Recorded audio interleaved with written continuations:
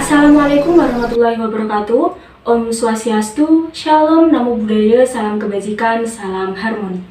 Pada video kali ini, saya Isna Nur Khalifah dengan NIM 20110211011 dari Program Studi Teknologi Pendidikan Semester 4 akan melangsungkan keterampilan mengajar untuk memenuhi tugas akhir pembelajaran mikro.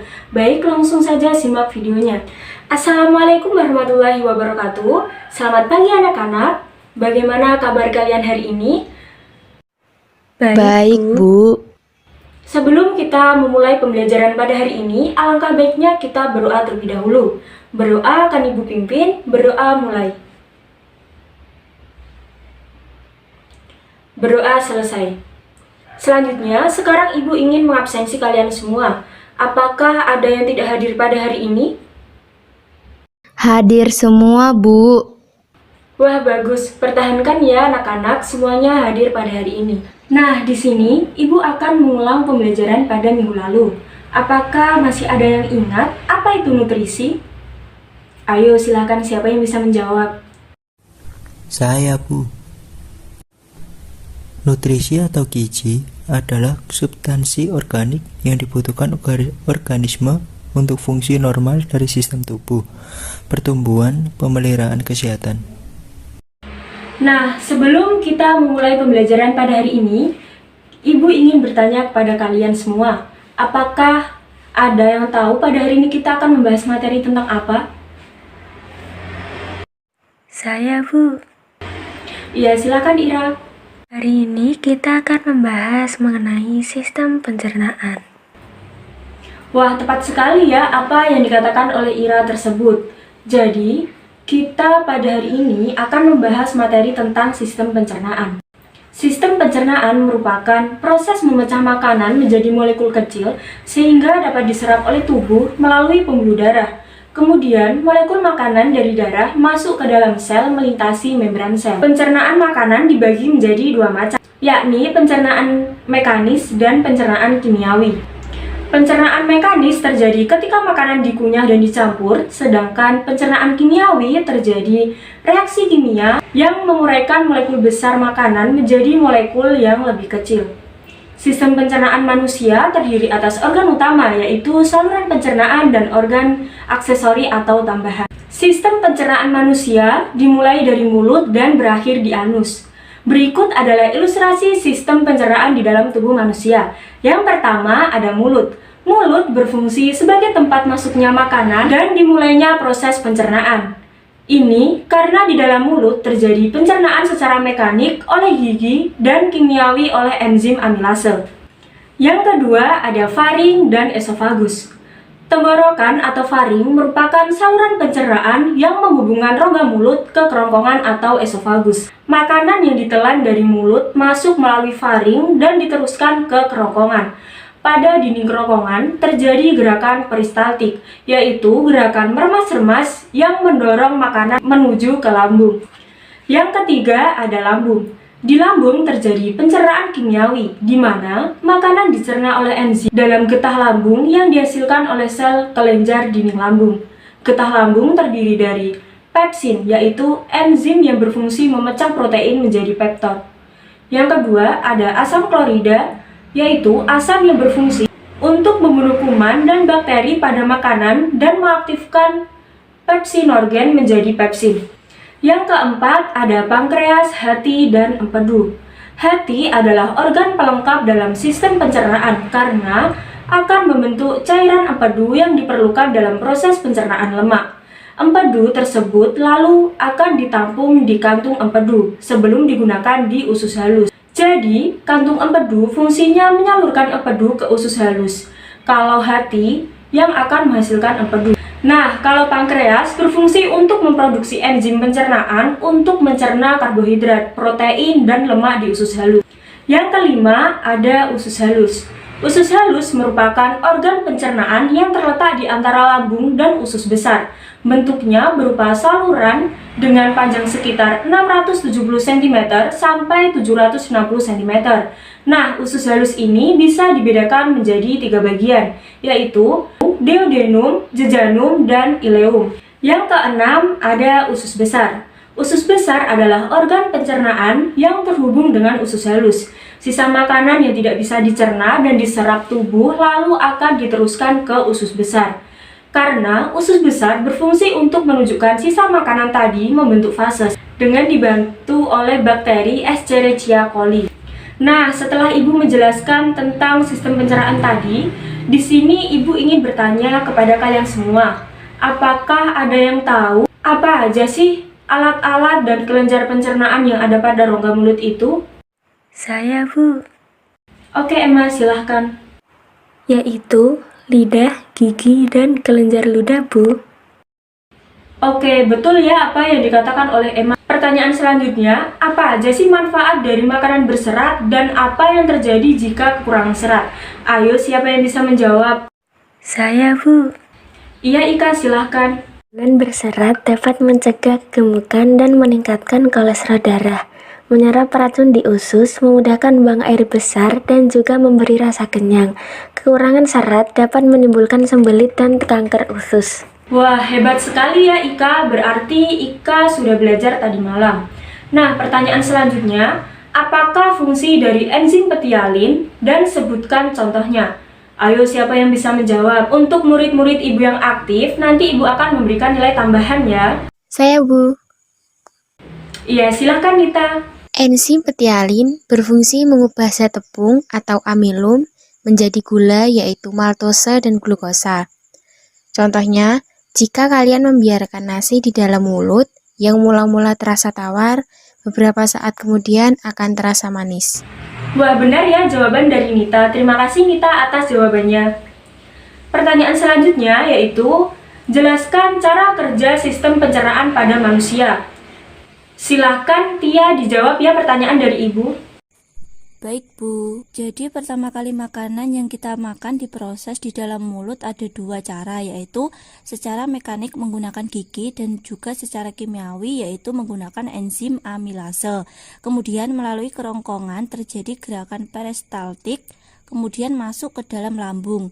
Di dalam lambung makanan dicerna secara kimiawi yaitu enzim renin dan pepsin.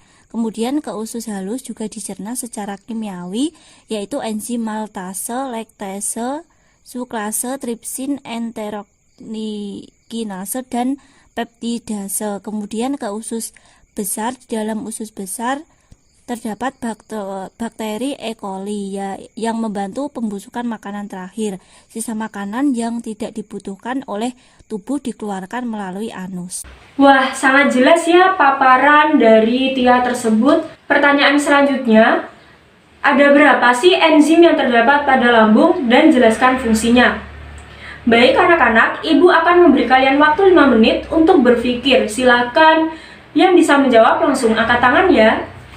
Saya, Bu. Baik Intan, silahkan. Baik, Bu. Jadi terdapat enzim renin berfungsi mengubah kesinogen menjadi kasein dan enzim pepsin berfungsi mengubah protein menjadi proteasa, pepton, dan polipeptid. Wah, hebat ya Intan bisa menjawab pertanyaan dari Ibu. Terima kasih Intan. Nah, anak-anak, kalian telah menjawab pertanyaan dari Ibu. Kalian memang luar biasa ya. Nah, setelah kalian menjawab pertanyaan dari Ibu, di sini Ibu akan mengadakan diskusi kecil. Jadi, diskusi kali ini, Ibu akan membagi kalian menjadi 4 kelompok. Masing-masing kelompok terdiri dari 5 anak. Nah, silakan bergabung bersama kelompoknya ya. Disesuaikan dengan nomor urut absen agar lebih mudah. Nanti, jika sudah selesai, Ibu minta perwakilan kelompok untuk menyampaikan hasil diskusinya di depan. Baik, Ibu akan bagi materinya. Nah, untuk kelompok pertama mendapatkan materi tentang definisi sistem pencernaan. Kelompok kedua mengenai macam-macam sistem pencernaan. Kelompok ketiga mengenai fungsi-fungsi sistem pencernaan. Dan kelompok keempat membahas tentang organ sistem pencernaan. Apakah semuanya sudah jelas? Sudah, Bu. Baik, Ibu akan memberi kalian waktu 20 menit untuk mengerjakan diskusi tersebut. Nah, anak-anak, jika ada yang kurang jelas bisa ditanyakan ke Ibu ya. Baik, silakan dimulai diskusinya dan tetap tenang.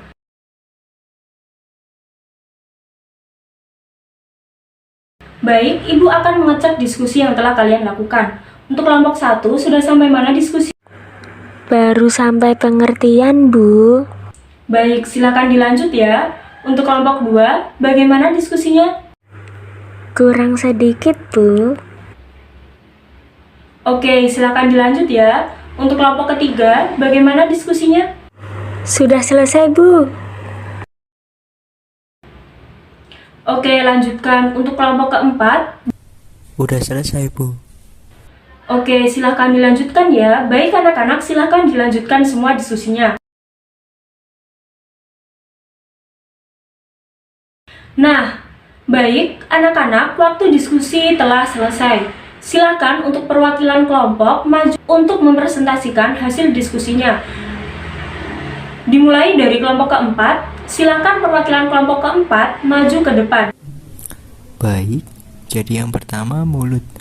Proses pencernaan manusia dimulai dari makanan digigit, dikunyah, dan dihaluskan di dalam mulut. Kerongkongan, esofagus, lambung, pankreas, kantong, empedu, usus halus, usus besar. Terima kasih pada kelompok 4. Hasil diskusinya yang sangat lengkap. Mari kita beri tepuk tangan pada kelompok 4. Selanjutnya, silakan kelompok ketiga untuk maju ke depan. Fungsi sistem pencernaan pada manusia adalah untuk menerima dan mencerna makanan, di mana makanan tersebut diubah menjadi nutrisi yang akan diserap dan disalurkan ke seluruh tubuh melalui aliran darah. Terima kasih pada kelompok ketiga. Hasil diskusinya juga sangat lengkap ya. Mari kita beri tepuk tangan pada kelompok 3. Selanjutnya, silakan kelompok kedua maju ke depan. Sistem pencernaan atau sistem gastrointestinal terdiri dari beberapa organ pencernaan. Alat pencernaan manusia dibagi menjadi 2 kelompok utama, yaitu organ dalam saluran pencernaan dan organ pencernaan pelengkap. Saluran pencernaan manusia atau disebut juga dengan saluran gastrointestinal merupakan saluran yang memanjang dari mulut hingga ke anus. Saluran ini berfungsi untuk mencerna, memecah, dan menyerap zat gizi makanan yang kemudian dialirkan melalui peredaran darah. Organ-organ saluran pencernaan meliputi mulut, esofagus, kerongkongan atau lambung, usus halus, usus besar, rektum, dan anus. Sementara itu, organ-organ pencernaan pelengkap adalah mulut, kantung empedu, kelenjar air liur, hati, dan pankreas. Pencernaan di dalam tubuh kita sangat penting karena tubuh membutuhkan zat gizi dari makanan serta cairan dari minuman untuk tetap berfungsi dengan normal. Zat gizi dari makanan diperlukan untuk membentuk energi, pertumbuhan, dan perbaikan jaringan. Terima kasih pada kelompok kedua. Hasil diskusinya juga sangat lengkap ya. Mari kita beri tepuk tangan pada kelompok 2. Untuk kelompok 1, untuk maju ke depan. Sistem pencernaan merupakan serangkaian jaringan organ yang memiliki fungsi untuk mencerna makanan. Makanan-makanan tersebut akan diproses secara mekanik ataupun secara kimia. Pencernaan secara mekanik yaitu pencernaan yang terjadi di dalam lambung yang melibatkan gerakan fisik dalam tubuh. Terima kasih untuk kelompok 1. Hasil diskusinya juga sangat lengkap ya. Mari kita beri tepuk tangan kepada kelompok 1. Terima kasih kepada anak-anak. Hasil diskusi yang telah kalian diskusikan menurut Ibu sudah lengkap dan sangat memuaskan. Setelah kita melakukan diskusi mengenai sistem pencernaan, apakah ada yang bisa memberikan kesimpulan hasil diskusi yang telah kita lakukan? Silakan angkat tangan ya. Saya, Bu. Oke, silakan Nana. Jadi dapat disimpulkan secara singkat bahwa sistem pencernaan merupakan sistem yang memproses mengubah makanan dan menyerap sari makanan yang berupa nutrisi-nutrisi yang dibutuhkan oleh tubuh. Sistem pencernaan juga akan memecah molekul makanan yang kompleks menjadi molekul yang sederhana dengan bantuan enzim sehingga mudah dicerna oleh tubuh. Wah, hebat sekali ya Nana, kesimpulan yang sangat lengkap. Terima kasih kepada Nana. Mari kita beri tepuk tangan kepada Nana. Nah, sebelum kita akhiri pertemuan pada hari ini, Ibu akan memberikan kesimpulan yaitu tentang materi tadi. Jadi, sistem pencernaan adalah proses menerima makanan, mengubahnya menjadi energi, dan mengeluarkan sisa proses tersebut. Lebih rincinya yaitu proses penghancuran makanan yang terjadi dalam mulut hingga lambung. Selanjutnya adalah proses penyerapan sari-sari makanan yang terjadi di dalam usus. Nah, baiklah anak-anak, tidak terasa ya pertemuan hari ini kita sudah selesai. Sebelum kita mengakhiri pertemuan pada hari ini, marilah kita berdoa terlebih dahulu. Berdoa akan Ibu pimpin, berdoa mulai. Berdoa selesai. Baiklah anak-anak, pertemuan hari ini akan Ibu akhiri ya. Terima kasih pada kalian semua yang telah berpartisipasi pada hari ini. Saya akhiri, wassalamualaikum warahmatullahi wabarakatuh. Terima kasih anak-anak dan sampai jumpa lagi.